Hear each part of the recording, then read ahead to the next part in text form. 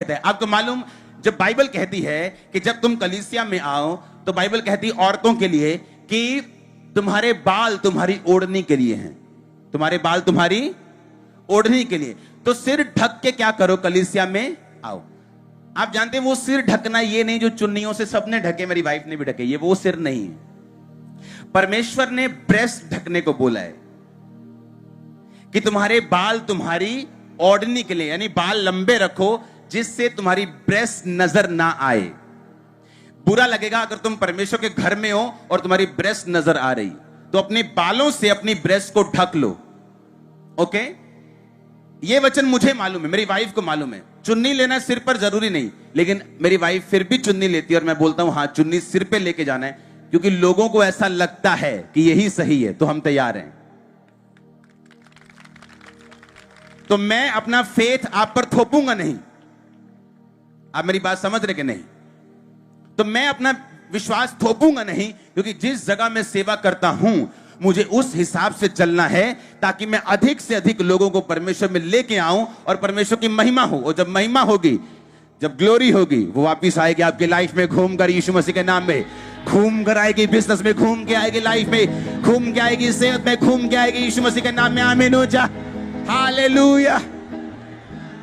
आप मेरी बात समझ रहे कि नहीं? आप पर एक जिम्मेवारी है क्राइस्ट की महिमा करने की।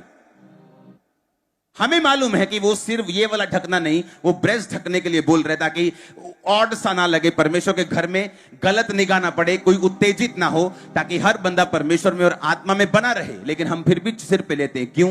क्योंकि ऐसी धारणा है, ऐसा बना हुआ है कि सिर पे मतलब सिर पे। कितने मेरी बात को समझ रहे हैं? अगर 10 घर आपके पास रहते हैं और आप क्रिश्चियन हैं, अगर आपके छोटे कपड़े पहनने से उनको ठोकर लगती है, बंद कर दो पहनना। आपको यह दिखाना है कि आप बेस्ट हैं, आप बेटर हैं।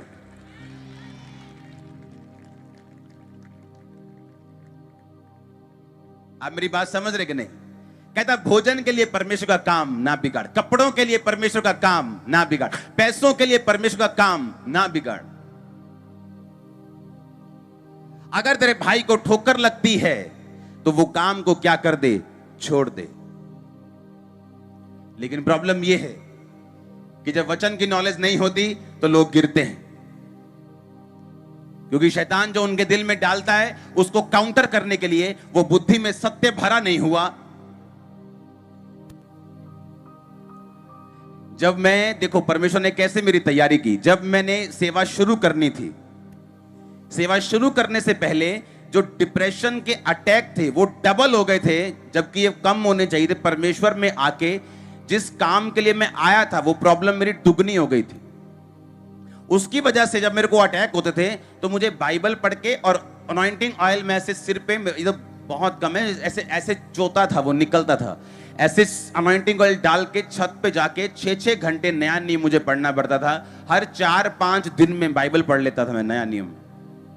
हर 5 दिन बाद खत्म, 5 दिन में फिर शुरू, 5 दिन। क्यों? वो मुझे अटैक थे, जब बाइबल पढ़ता था अटैक कम हो जाते थे। परमेश्वर का मकसद क्या था कि वचन इतना मेरी बुद्धि में चला जाए, और जब लोग मुझसे मिलने के लिए आते थे बोलते थे मेरी लाइफ में ये प्रॉब्लम है, कभी मुंह से काउंसलिंग नहीं, आप प्रॉब्लम बोलो, मैं वो वचन निकाल के आपके सामने रख दूंगा, कहां क्या लिखा है। आप प्रॉब्लम बोलो, मैं वचन निकाल, आप फाइनेंस बोलो, वचन निकाल दूंगा। आप बेटा बोलो, बेटी बोलो, शरीर बोलो, किडनी बोलो, लीवर बोलो, हड्डी बोलो, मैं वर्ड से निकाल के आपके सामने। इतना वर्ड मैंने पढ़ा, इस कारण नहीं कि मैं प्रभु से प्यार करता था, इस कारण कि वो अटैक कम होते थे। इस तरह से परमेश्वर ने मुझे अपने पीछे चलाया,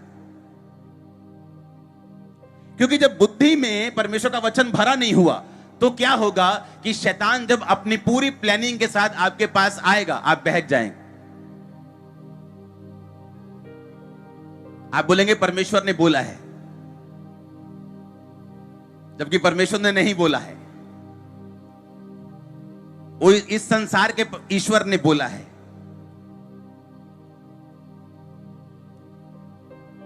आप मेरी बात समझ रहे कि नहीं?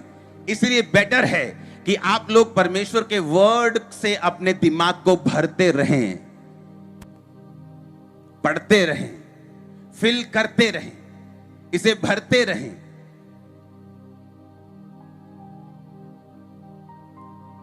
हालेलुया।